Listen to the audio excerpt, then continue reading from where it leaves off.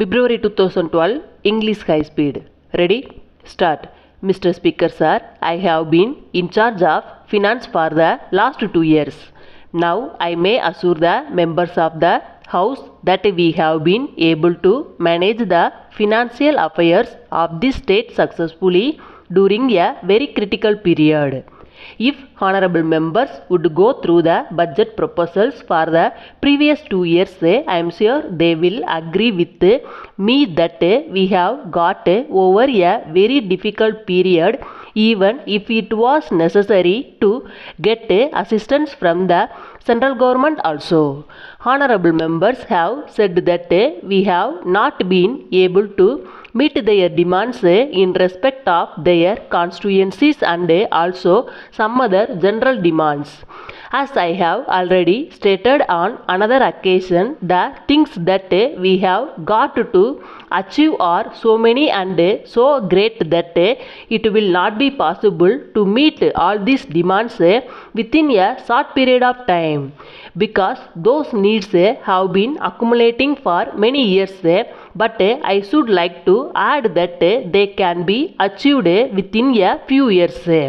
That is why we have now formulated a plan with reference to the resources available and the achievements which we can make with reference to these resources. So if the honorable gentleman has made a charge on the floor of the House that in spite of the fact that for the last 2 years honorable members have been making demands in respect of their constituencies, they have not been met properly. I pled guilty to that charge.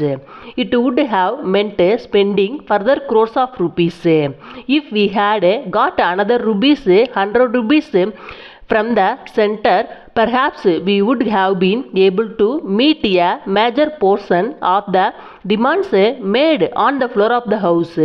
We have been able to get on all these years. I may assure the honorable members that we have got over the crisis, and I think I will not be wrong if I say that we are entering a period of normalcy. I hope and pray that in this year we will have a normal year and our expectations will be fulfilled. I am sure that in the next year, whoever is called upon to present the budget, he will have a more comfortable time.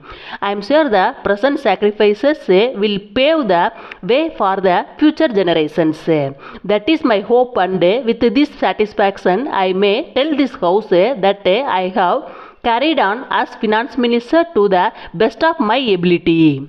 My only prayer is that hereafter droughts and floods may not occur. We cannot prevent these things occurring. Even if they occur, they may not occur on the same scale, and I am sure that our people will be able to face all these difficulties.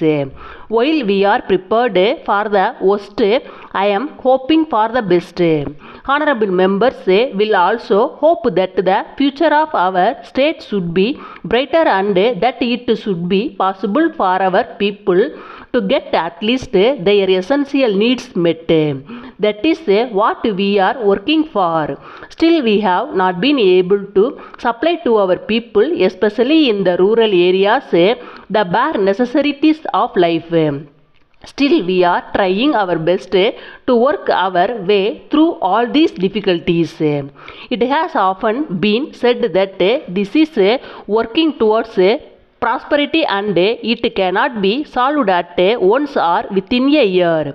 We have to work hard for a long period so that we may be able to tell our people that we have been able to give them the bare necessities of life at least. In that effort, I would request honorable members to cooperate with the government.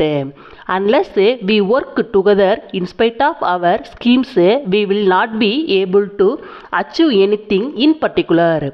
I appeal to the honorable members of this house to develop that atmosphere of friendliness and cooperation in our state and work for the prosperity of our state. When we pass this appropriation bill, I think it is but proper that I should thank all the honorable members for having participated in this budget discussion in a friendly way and for having made constructive suggestions to the government to improve the welfare of the people and more than that for encouraging me in fulfilling my task as a finance minister and making that task easier. I am grateful to them for that. Thank you, sir, and thanks to the honorable members once more.